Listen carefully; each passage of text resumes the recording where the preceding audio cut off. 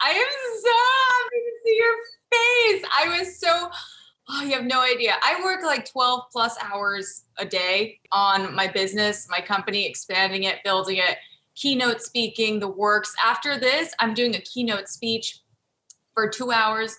And I mean, it's my passion, right? I love it.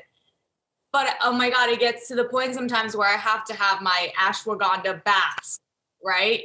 And I kid you not, yesterday when I was in that bath, I was just like, okay, everything's gonna be cool. Like, we got this. And then I was like, yay, tomorrow I'm seeing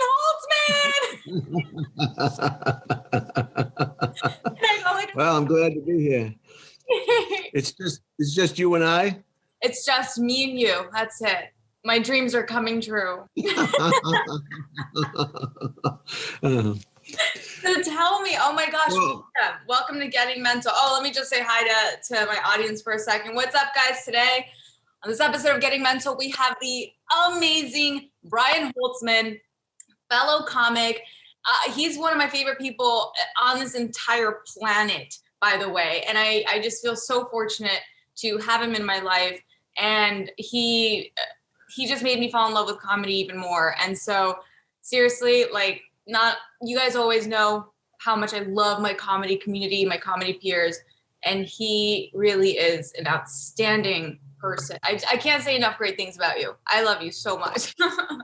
Thank you, Brenda. I'm happy to be here. Let's get mental. Let's friggin' get mental. So, okay, how have you been since we've last talked? Like, what have you been up to? Well, I've been keeping busy. I walk every day for an hour or two, 3 miles at least, and I'm making little videos on my YouTube channel, Brian Holtzman. I have fun with that. Yeah. I'm not out to make $1 million. I just like doing it. You know, I just like interesting. You know, they say you should pick a niche when you do YouTube, you know, pick a niche. But how can you pick a niche when you have this whole world surrounding you and so many interesting things and interesting people and interesting visitors and views and things? Please, I'm not going to just talk about one thing, you know. You sound angry. Are you okay? Terribly angry. When is this pandemic going to be over? When is it going to be over? I'm dying inside. I'm dying. No, it's just another one of life's, as you know, one of life's curveballs. Right. Life is just a series of curveballs. Yep. And it's how you manage those curveballs. Always. Right? Always. It's always going to, you know, there's never going to be a period where I feel that we aren't challenged unless we choose not to be challenged. You know what I'm saying? Like, and then that's when you give up. And when you give up, I personally think that's the end of your life. Like, death doesn't necessarily mean your pulse stops and you're on the ground. I think people have the option to not live, but still be breathing. Do you know what I'm saying? Does that make sense? I do. And I think you'll agree with me that unfortunately, people don't realize that they're walking around with the most sophisticated AI or artificial intelligence in the whole wide world, and it's called their brain. Yep. And they're not in control of their brain, because when you see people acting out, they're not really acting out, I think, because they want to act out. Their brain is in such a way that what do they call it? The conditioning, or their environment, or the baggage, or their disappointment with their lot in life. Anything, you know. It's the difference between the Dalai Lama and somebody who's beeping their horn in the parking lot and screaming at people. They are not in control. And I've learned this because I've had a lot of problems with every job I ever had. I had terrific problems. I've been sent home. I've been sent home without pay. I've been fired. I've been brought back and fired again. I don't know why they would do such a thing. I mean, because I wasn't in control of my emotions, and emotions is just an extension of your brain. So I'm learning to just not have my brain being a pre-existing condition. How's that? I don't know. how to explain it. Yeah. No, that's actually beautifully said, because we are conditioned, right? Growing up, there are so many things that are out of our control. And so a lot of things are imprinted into our subconscious. But the thing is, we can train our subconscious to ingest new information, positive new coping skills, positive new behaviors, right? But the thing is, we have to be open to that. And unfortunately, not a lot of people want to be or know how to be. I shouldn't say not want to be, but know how to be. And it's our job, I feel like, as comics, we want to make people feel good. We want to make people laugh, right? And in our comedy community, unfortunately, there also isn't much talk about mental health. I don't think they should be mutually exclusive. The ability to provide laughter and then just like not talk about mental health, actually, I feel like they should be inclusive, because that's how we'll really make an impact, you know? And earlier in this podcast, you mentioned about finding your niche. Well, my niche is blending comedy and mindfulness coaching together to, create that bigger impact, because it is so needed, especially right now. Are you calling comics crazy? I know you're not. I'm insane. And you know what a big thing has to play into it, I think you'll agree, is the ego. The ego wants to keep you comfortable, and doing all those things you just mentioned takes you out of your comfort zone. It's like a bird on a wire. Because people have to realize, why did I yell at that person? Why did I snap at that person? Why did I get angry at that person? Why did I beep that horn at that? People just don't understand why they're acting the way they're acting. Mm-hmm. And it's all because their hard drive, I believe, is all, what's the word? It's playing, they need to reprogram. I think that's what meditation does. It gives you a rest and reprograms you. And people are, and then people also wear hats. I'm the angry guy, or I'm the funny guy, or I'm the mean woman, or, and they wear these hats and these costumes. And then if you take that away, somehow they're lost. I think it's all about being comfortable in your own skin, just like if we could act just like the toddler in school who has no prejudices, no hangups, no grudges, no hate, no fear, that's how you want to be as an adult, I believe. And it takes time. You have to work on yourself to change these ingrained belief systems, these toxic complexes that you may have received growing up. How many people do you know? I had a friend who's in therapy. He's like me, single, unmarried, no car payments, no alimony, no ex-wives, nothing. So I'm figuring, why is this guy in therapy? He doesn't have any baggage. Why is he in therapy? And you know why, Brenda, he was in therapy or is in therapy? You know why? Because he's your friend. Because he's a friend of yours. And not only that, because I believe he's in therapy because he didn't get the love or the attention from his parents growing up. So the rest of his whole life is somehow skewed, and he doesn't realize that you get what you get and you have to move on. Our primary caregivers, whether that be our parents or grandparents or aunts or whoever raised us, they have a very big influence, right, on how we perceive this world, how we think about ourselves, how we think about others. But the thing is, like your friend is now taking control and taking charge, reprogram his hard drive, like you called it earlier, right? Because it's true. That's a great way to call it. It's a hard drive. It's our hard drive. It stores information. But just like the way we can clear a hard drive in real life, we can also clear this and imprint and save new positive coping skills and positive perceptions and build positive behaviors, right? That will now benefit our life. I had a super chaotic upbringing. I talk about it all the time. I didn't grow up with parents who knew how to offer unconditional love. Not at all. I was raised by teenage parents. We crossed over this border, like I mentioned on your podcast. I had to reprogram that. And I did that through working on my mental health, right? Like I wear a big smile on my face because I genuinely feel like that on the inside. And people sometimes assume because of my looks and my cheery attitude, oh, this girl's never been through anything.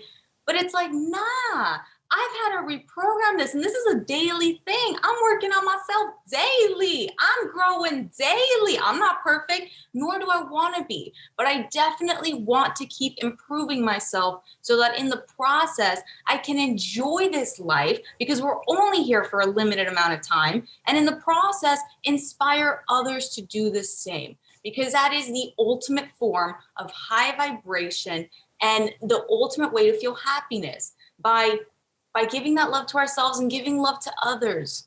You know what I'm saying? Right. Getting out of your own head. Yeah, man. When you don't think of yourself and you think of others, you get this feeling of relief. It's when people are stuck in their own head and they can't get out of it. And it's the me, why me, or what happened, me. We're not supposed to think of ourselves. Yes. Yep.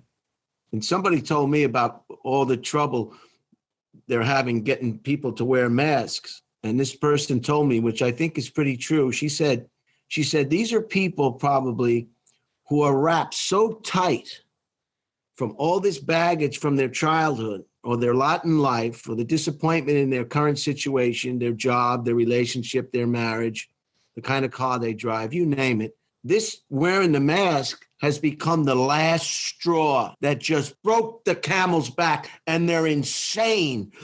This is like, this is where I'm drawing the line. I can't take it anymore. What about me? What about me? What have I been through? What? Whoa. You can see it when they leave the store, Brenda. Yeah. Usually it's middle-aged white men. I don't know what that is. I mean, the country is full of middle-aged, angry white men. If you see if you see an angry Mexican, you just say, wow, he must have had a bad day. If you see an angry Chinese or Asian, you say, wow, then maybe they got fired. If you see an angry black guy, you say, oh, maybe he had problems with his boss today. But when you see an angry white guy, and I guess the same is for an angry middle-aged white woman, right away you say, they're crazy. And you'd be right. They're crazy. They're angry and they're upset and there's no reason. Didn't anybody tell you we're going to get old? Didn't anybody tell you were going to age? Didn't anybody warn you? And I think they're just wrapped so tight. You see them when they come out of the store, Brenda. As soon as they leave the store, they rip the mask off. They rip the mask off as if to tell everybody. They're telling everybody in the parking lot, this sucks. And it was a silly thing to wear this mask. And I don't agree with this mask. And it's me, poor me. You see them, they rip it off. They can't even wait to get into their car, right? They can't even wait to get into their car, Brenda. They rip it right off. It's because they're not in control of their hard drive, right? They're as crazy as cat shit, right? And your turn. Those are my friends. And they're in therapy, and I'm gonna make them my friend. Oh my God. Yeah. Oh, I love you. It's everyone, man. Again, we all have control over our thoughts, right? We can all react to situations. You know what? We're all presented with the same freaking situation. And it's up to us whether we want to react to it that way. People, ripping off their masks and going, screw this. Or they're like, you know what?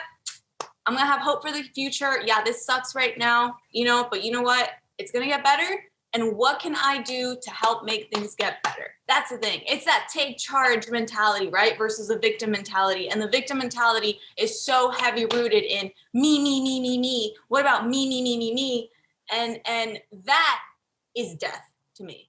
That is someone who has given up completely on life, the meaning of life, and how to be happy. But you can get out of that. You can get out of that victim mentality. It just, like you said earlier, it's that ego. You have to get rid of the ego. And like you said earlier too, I love that you said this. Meditation does help get rid of the ego.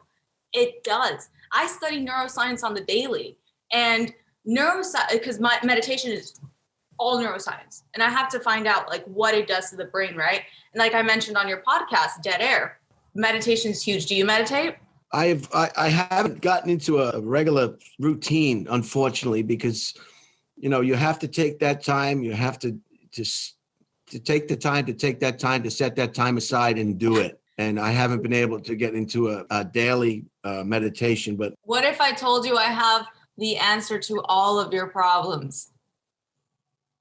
I would jump through this screen here and grab you, and tackle you, right? Choke you. Let me have it. Let me have it. Let me have it. You want this? I created the MX34. I hate you. You want this, my precious? Oh my God, wait, that's right. You collect bonsai trees, right? Yes. That is so rad. Wait, can you show that again? Oh, sure. This is one of my favorite. I like the small ones because they're easy to move around. That's what she said. This is a succulent. That's what she said. That's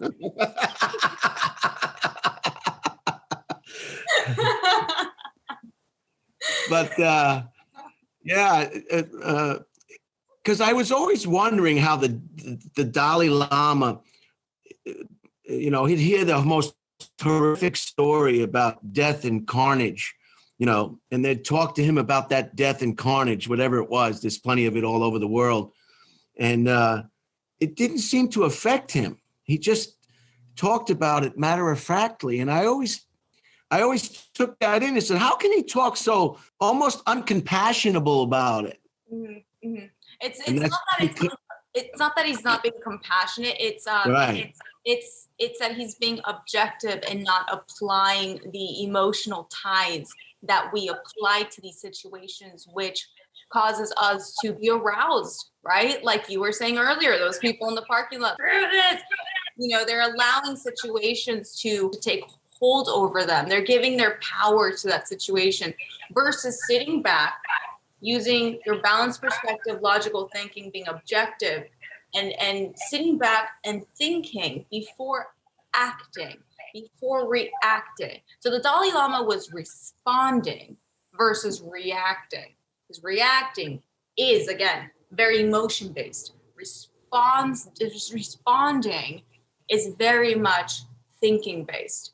It's like, all right, being tactful and saying, all right, let's see how we can, navigate this. And that's true leadership.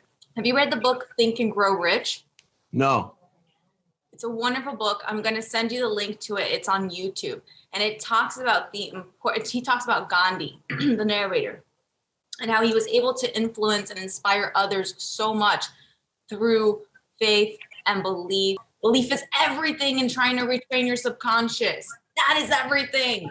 Because you can take the actions of going to therapy. You can take the actions of trying to meditate. But it's in that belief that it will work out. You are going to get better if you seek therapy. You are going to be better when you start to meditate. It's that belief that will change everything. Yeah, that's what I heard the other day. People get depressed and they fall into a depression. It's because they don't perceive or they have a lack of hope. Mm-hmm. If you don't have any hope, Yep. that could, hope is what keeps us going forward. People work out with the weights and they eat the right foods and they do everything. And they want their body to be completely 100% going on all 8 cylinders or what have you. And they get their hair cut and they do everything on the outside, but they don't take care of their up here. Yep. I'll never forget. you're so entertaining to watch. You are one of my favorite comics on this planet.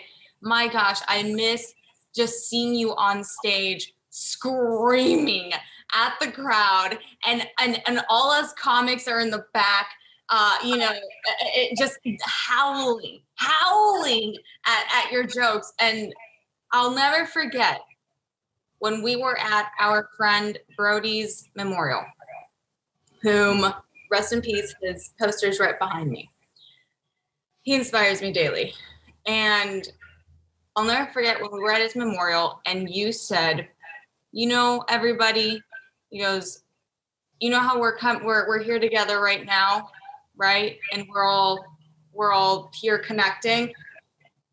If you guys don't continue to do this and continue to feel this way and continue to be there for each other, then nothing is going to change. And it's going to be a big disservice to absolutely everyone around you. Like, we have to continue this feeling in order for things to change, And it's not just about today, hugging everybody and leaning on each other and crying. It's not just about today and this moment that we're doing this. It's about doing this every day with everyone, And I'll never forget that. And I'm like, hell yeah, you were the only one, I think, that said that. You were the only one that said something that inspiring and that was very true to what was going on. Yeah, you could feel it in the room, the love and the kinship and the friendship, and you could feel it. It was palpable.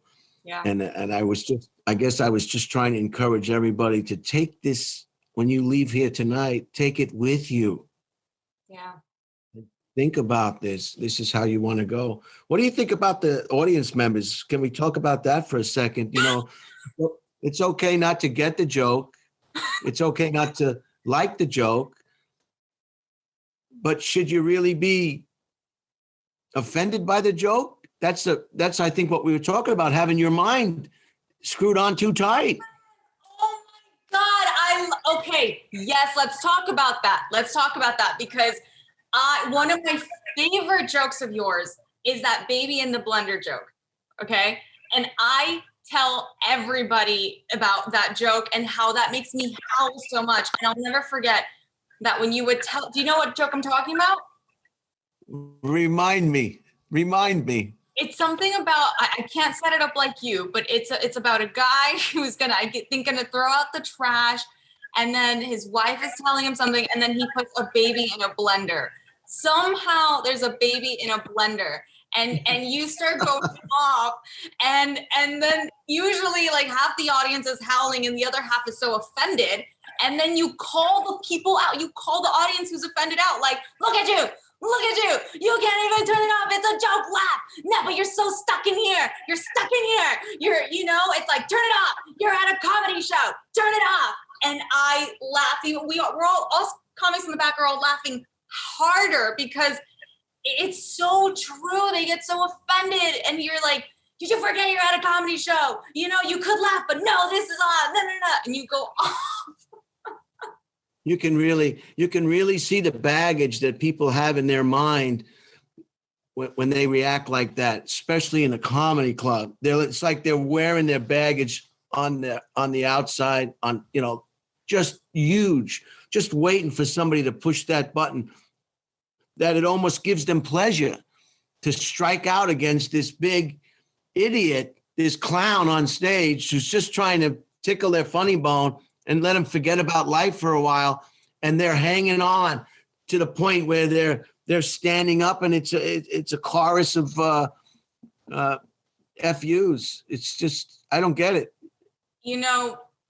It's all in that art of letting go, right? Being in the moment, letting go, allowing things to transpire in front of you and challenging your beliefs.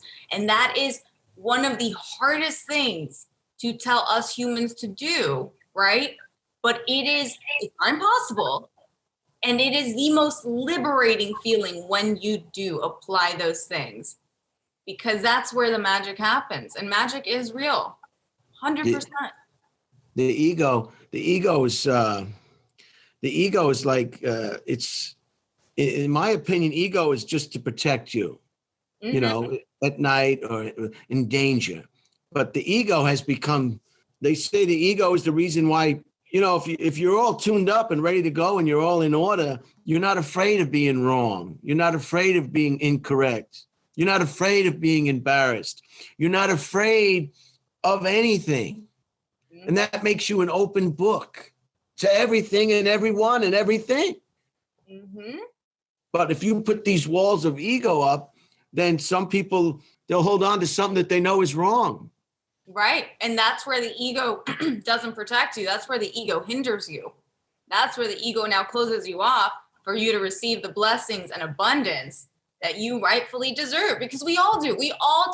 We are all worthy of abundance, of love, of care, of kindness, compassion, all these things. And oftentimes we don't realize that we are the only people blocking that. We're the gatekeepers. We are the gatekeepers, right? So we hold on to our believies, to quote Louis C.K., right? Believies. We hold on to our believies so freaking much sometimes. And that is our biggest downfall. We gotta let that shit go, man. We gotta be open to that. We gotta be receptive to new shit that we didn't think could be possible, that we didn't know, and that does challenge our beliefs. There's nothing more liberating to me than saying, I don't know, or yeah, no, you know what? I'm wrong, totally. Teach me something new. Because that is going to help me persevere. That's going to help me keep going on that growth mindset and improving myself on the daily, because that's how I'm going to inspire myself. That's how I'm going to inspire others. That's how I'm going to attract blessings. That's how I'm going to keep living in abundance. You know what I'm saying? Gratitude. Gratitude is huge. It's so huge and it's so important, especially right now.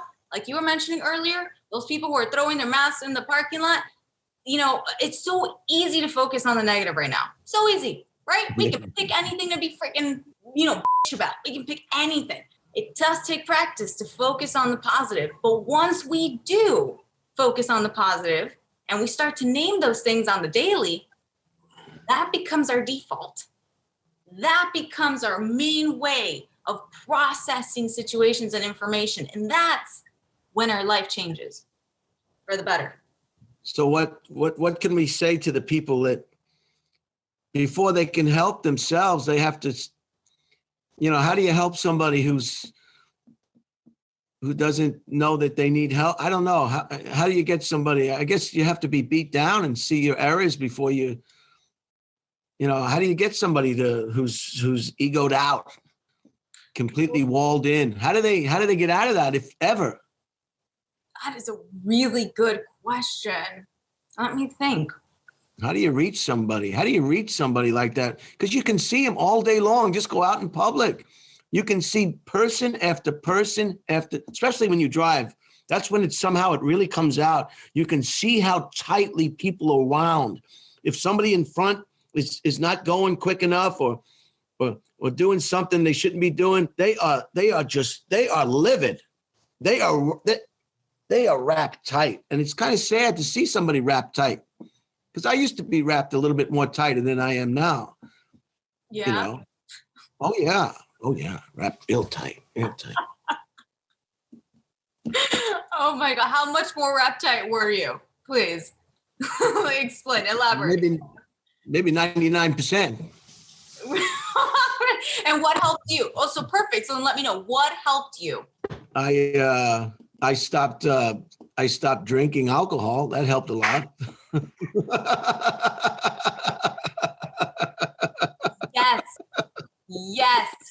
Yes. And there's a reason why I'm saying yes nonstop, because that's what I did too when I had my epiphany.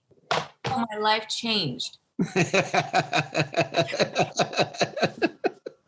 Like plain and simple. I just finished reading the book, the Tibetan book of living and dying. Ooh, tell me about that. That was deep. A lot of things were over my head. I don't think I'll ever have a spiritual teacher. it's kind of heavy, but I took what I can from it and what I could understand. What is it about? It's about how the people in the Western culture, they have the funeral, they have a wake, and then they bury the person, and that's it. There's no preparation. How to treat people when they're dying, how to treat them after they're passed away, and it translates to how you treat people in your own life. It's that Eastern philosophy type thing, Buddhism perhaps, Mm-hmm. and how you want to. What it taught me, how the more we talked about meditation and we talked about spirituality. I think that's what we're talking about. Spirituality is the elimination of ego. Yep. And it talked about perhaps now you'll have a better time and an easier time dying if you already have your mind in the right frame of mind. Nobody wants to die kicking and screaming, why me, why me, why me, why me? You have to completely let go of everything and everybody. Mm-hmm. People are hanging on to my accounts, my money, my house, my wife, my children. You've got to let it all go. Yep. And you've got to, because dying is part of living, and everybody's got to do it. So the book talked about that, how you want to, and it all the different signs, perhaps, and it had a chapter about people with near-death experiences, how they were all pretty similar. Yeah. So that was interesting. It was a very interesting book. I'm fascinated. No, the Tibetan book of the living and the dead. Tibetan book of the living and Hold dead. on, I'm going to get my. Whenever I read a book, I write it down and the author and the date, so I'll be able to share that with your listeners. I would love that. Yes, please. The Tibetan book of living and dying, 9/11/2020. Oh wait, 11/11. I said 9. November 11, 2020. 11/11 is a really powerful number. Really? Very powerful. What made you get into or what inspired you to get into spirituality and to read these books? Because that's also a big step, right? For people who want to eliminate their ego and want to change. You mentioned giving up alcohol. What else inspired you? I had great parents, a nice, warm, loving family on Long Island, and a grandmother that was great, just great. God, I gotta show you. Yes, please. This woman was unbelievable. God, it's just, how people say they were saints. These are the saints in our lives, Aww. Wait, it's upside. Oh no, it's up. Aww. She was just wonderful. She had a big influence on me. She would always say, hang your towel up. It's not going to dry in a ball. It's not going to dry in a ball. And she's the one who said, she's the one who's told me, don't be so rough. Don't be so rough. You know how you've ever watched people in their daily lives. Sometimes everything is grabbed, everything is thrown, or everything is pushed. Everything is, and she said, don't do that. So she had a big influence on me. She was just a doll. Aww. She's the one who told me, I was in McGuire Air Force Base, New Jersey, and I used to bring my laundry home because I could come home on the weekends to Long Island. She's the one who said, don't bring your laundry home, on the train and the bus, in a laundry bag, She said, don't do that. Do your laundry on the base. Words of wisdom. Do your laundry on the base. I didn't know you served in the Air Force. 4.5 years. What? That's awesome. I was a major. A major. Oh my God, that is so amazing. I was a major up. You were a major pain in the ass, I'm sure, too. Yeah, it is. Look at you handsome devil. Look at you. That was the day I locked myself out of my locker. Yeah. That was the I locked myself out of my locker look. Is that what it is? They just did take the picture afterwards, like immediately. Yeah. So, but I don't break up. I don't break up friendships and relationships with people who are have different belief systems and different political views and opinions. I refuse to do that. And I think people who break up with friends over stuff like that perhaps weren't real friends to begin with, or they were just looking for an excuse to break that relationship off. Yep. What do you think? I absolutely agree. One of my favorite TED Talks ever. It's I will also send this to you, and it is the What Makes for a Good Life. That's the title of it. And the guy talks about the longest study ever done on humans, and I don't know if it's still going on, but it should be. They took a few kids from Chicago, and when these kids were little, they were like, we're going to study you guys for the rest of your life to see what makes for a good life, where you guys end up, right? And what's really contributing to your happiness. They found that those who had friendships, like long-term friendships, a majority, like a big group of people around them, right? Like just support around them, good, positive, healthy relationships and friendships. That's what makes for a good life. It's not all the money in the world. It's not the fame. It's not the material things at all. It's the people around you. And if you have friendships that you can depend on, right? So yeah, you hit the nail on the head on a thing that I want more. I want all people to realize that happiness really does come from cultivating and nurturing those relationships in your life, right?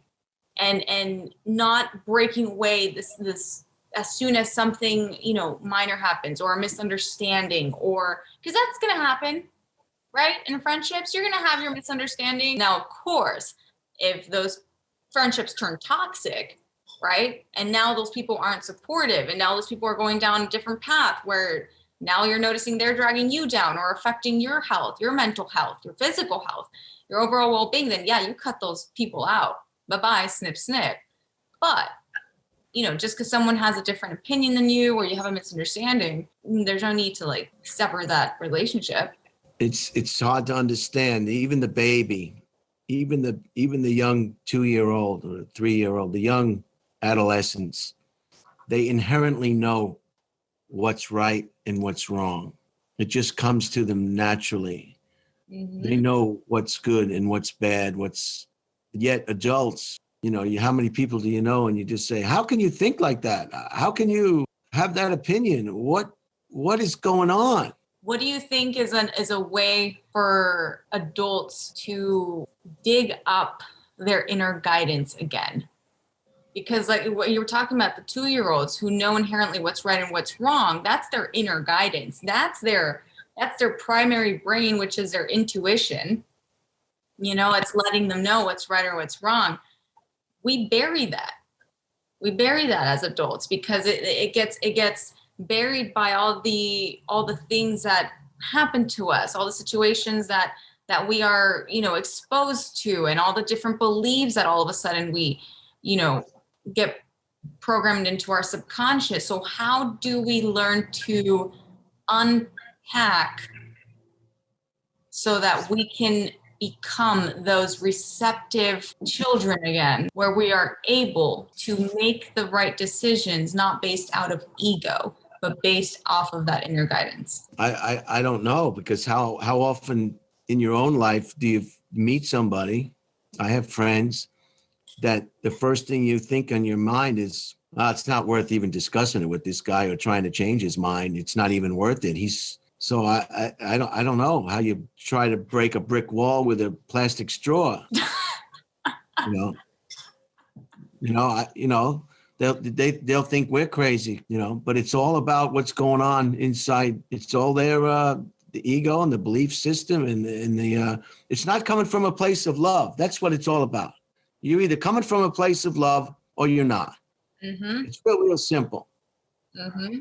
The child and even the adult should know a mean personality or a loving personality, a supportive personality or an unsupportive personality. These are just rights and wrongs. I don't know. The stove, I don't know. Maybe I'm making it sound too simple, but I don't know how else to, even the child knows the stove is hot. The child doesn't touch the stove. But as people grow older, they just get entrenched. My grandmother used to say, she said, if you have faith, you can face anything. And I always remembered that. So people without faith or a margin of spirituality, what do you have to fall back on when you find yourself up the creek without a paddle? Yep. You have nothing. You have absolutely nothing. Yep. And all the religions, as far as I'm concerned, are all the same. They're just different cultures. That's what makes them different. But they're all talking about the same thing. The Quran and the Bible, they talk about Jesus in both of them, of course. Yep. Jesus and some of the stars of the Bible are mentioned in the Quran. It's all coming from a place from love. I haven't finished reading it. I have a little copy I got when I was in Southeast Asia. I still want to read that. And it's much easier to read than the Bible, by the way. If you ever tried to read the Bible, isn't that amazing? We've read a lot of books, front to 700-page books, but I've never read the Bible cover to cover because I haven't either. It's a difficult book to read. It's a dry read. Right? It could use some humor. It could, So I don't know how to crack those people. I don't know. I don't know. They have to. I think the best way to help and to inspire is by transforming ourselves. And actually, that's the only way that we can do it. By us working on ourselves, doing this, being that person that they can look to and go, hey, if they can do it, I can too. Because ultimately, we can't change people, right? We can only guide them, but we can't change them. And the best way to guide people is by changing ourselves, by practicing what we preach and having them look up to that. Because really that's the biggest way we can influence them. Like, he's an inspiration. I want to learn what he's learning. I can see how his life has benefited. I can see how he's benefited. I can see how he's happier. I can see how he's wise. I can see all these positive things. How is he doing it, right? And it's not getting discouraged by all the naysayers, because they're everywhere and they're going to be everywhere. But there's also people out there who are looking for inspiration. And those are the people that you're going to attract. And those are the people you got to look out for. The ones who are wanting that desire to change too, but don't know how to go about it. Because those who don't want to change are not going to change. And we're not going to be able to force them by freaking, smacking them on the head. That's the last way we're going to be able to influence them. But for those people who do want to change and don't know how to go about it, the best way to influence them is by you positively changing yourself. The time where you see a little bit of change is, I had a friend who had a bypass heart surgery. Mm-hmm. And you could see right after his surgery, he was a little bit open, and he talked about reading the Bible, but that wore off. Now he's back to his own self. Whenever he goes out in public, he's screaming at people. Interesting. A good example is when you're talking to a friend and they repeat themselves. The normal reaction is, hey, you told me that already. You told me that already, okay? That's just the normal reaction. And that's coming from you. That's about you. It's me. It's back to me. Why me? Instead of just listening to that person, say it again, even if it's 10 times. I guess if it gets to 20 times, you might want to say something. But that's just a small example. When you see somebody repeat yourself, and they'll do it, your friends will do it a lot. They'll tell you something they already told you, and you listen again. But the normal reaction, the people that are wound up too tight, oh, you told me that already. You told me that already. You told me that already. So I hope that helps. You just changed everyone's life right now. That was what they needed to hear and see. And no, you touched upon something super important. The art of listening. Listening, that art of receiving, being receptive. We have to, right? We have. Holtzman, he's so wise. My God. You want to buy it? Maybe some of your listeners want a Dead Air t-shirt. Oh my God, yes. Guys, buy a t-shirt, Dead Air with Brian Holtzman. And you can find it on YouTube, Apple, right? It's also on Apple Podcasts. It's up there. Yeah, it's on the World Wide Web someplace. That's It's exactly cool. where, guys. Hold on, I'll get my other things. Wait a minute. What is that? Oh, I love you so much. I love you. Guys, check this. I love you. Yes. BrianHoltzman.com, Instagram, Brian Holtzman. Oh, That's because I'm a Virgo. Can I tell you something? All of my best friends are Virgos. All of them. Everything has to be just right. I love me my Virgos. Oh my God. I am half Scorpio. Okay. I'm half Scorpio and I'm a Libra sun, but most of my planets are in Scorpio.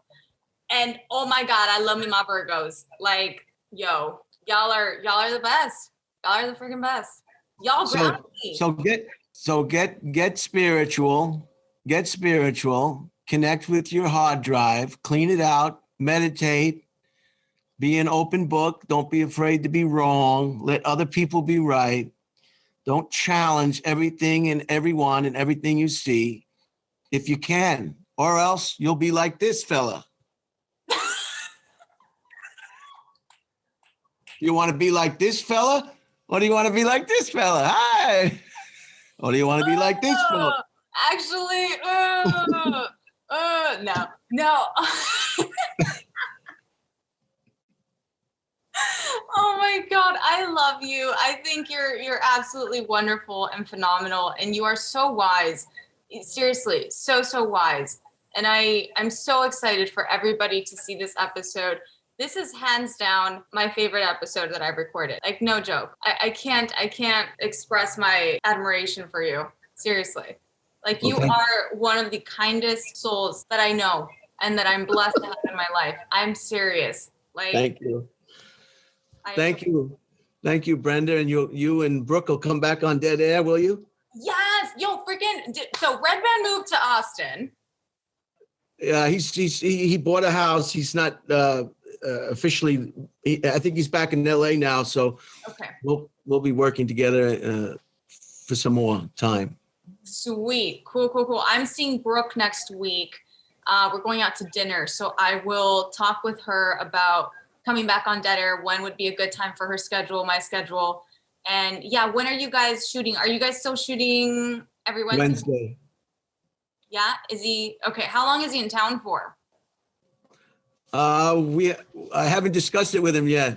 Okay, cool. Well, I will definitely text you and let you know, because hell yeah, I can't wait to come back on. I had a blast. We had a blast. She had so much fun. Yeah, I had fun too. You guys made it real easy. Podcast. And easy on the eyes too. I mean, easy on the eyes. What can I say? Well, thank you so much. Thank you so much. I'm gonna wrap up this episode because I can talk to you forever. Like, seriously. Also, I have a YouTube channel, just Brian Holtzman. It's just little videos, 15, 20-minute videos. They're designed to put people to sleep. Phenomenal. So only watch it at night.